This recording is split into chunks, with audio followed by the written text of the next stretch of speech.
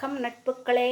இன்றைக்கு நாம் பார்க்க போவது ஒரு கொஸ்து, ஆரஞ்சு பழத்தோல் கொஸ்து.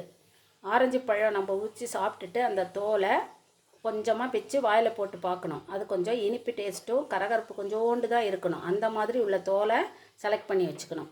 ரொம்ப கசப்பு கொரகரப்புலாம் உள்ள தோலெல்லாம் போடக்கூடாது. கொஞ்சம் இனிப்பு டேஸ்ட்டு உள்ள தோலாக பார்த்து நம்ம செலக்ட் பண்ணி வச்சுக்கணும். இப்போது ஆரஞ்சு தோல் கொஸ்துக்கு தேவையான பொருட்கள்லாம் பார்த்துக்கலாம். ஆரஞ்சு பழத்தோல் இந்த மாதிரி சின்ன சின்னதாக கட் பண்ணி வச்சுக்கணும். அப்புறம் கொஞ்சம் கருவேப்பிலை தாளிக்கிறதுக்கு.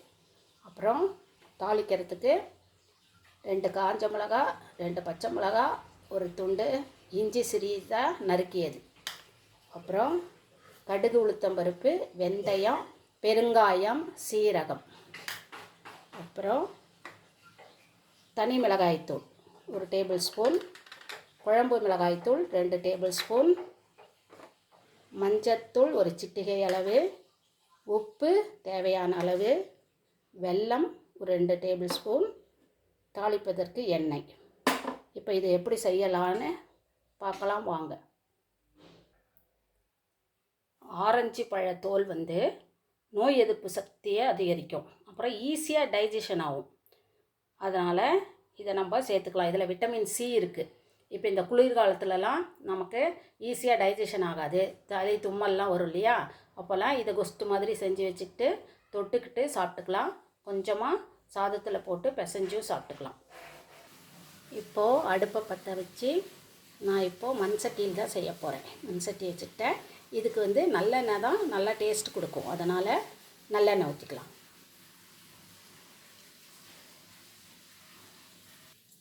நல்லெண்ணெய் ஊற்றியாச்சு. இப்போது கடுகு, உளுத்தம்பருப்பு, சீரகம், வெந்தயம், பெருங்காயம் போட்டலாம்.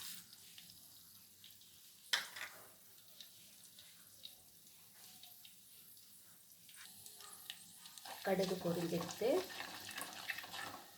இப்போது கருவேப்பிலை,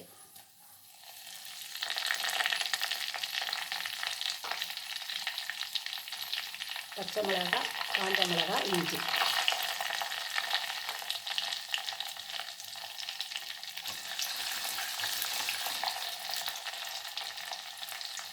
அப்புறம் இந்த கட் பண்ணி வச்ச ஆரஞ்சு பழத்தோல்.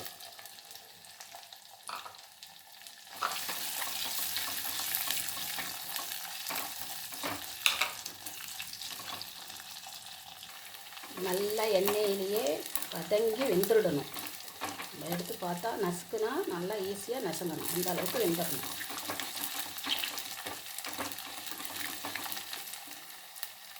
வெந்ததுக்கப்புறம் கொஞ்சமாக மஞ்சத்தூள், ஒரு சிட்டிகை அளவு மஞ்சத்தூள், 1 ஸ்பூன் தனி மிளகாய்த்தூள், 2 ஸ்பூன் குழம்பு மிளகாய்த்தூள்,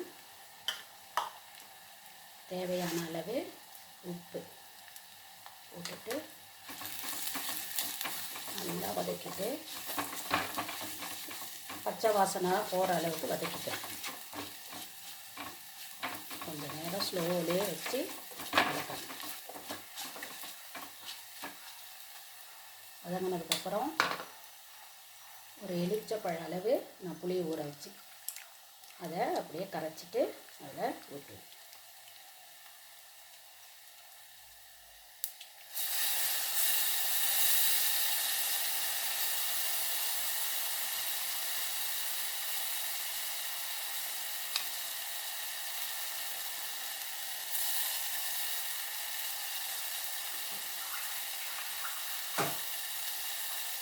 கொஞ்சமாக தண்ணி.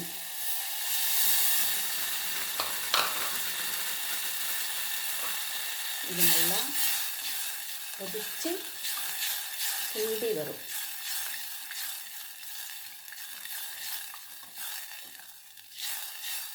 மீடியம் ஃப்ளேமில் ஒரு 6-7 நிமிஷம் வைக்கலாம். நல்லா கொதித்து திக்காகிடுச்சு பாருங்கள். கொஞ்சமாக நல்லா சுண்டி வந்துடுச்சு. மேலே எண்ணெய் பிரிஞ்சு வந்ததும் கொஞ்சமாக வெல்லம் போட்டு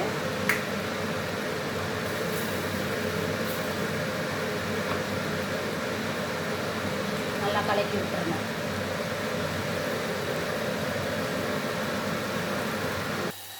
அவ்வளோதான், உடலுக்கு நல்லதான ஒரு ஆரஞ்சு பழத்தோல் கொஸ்து. நீங்களும் இதைப்போல் செய்து பார்த்து உங்கள் கருத்துக்களை தெரிவியுங்கள் மக்களே. நன்றி, வணக்கம்.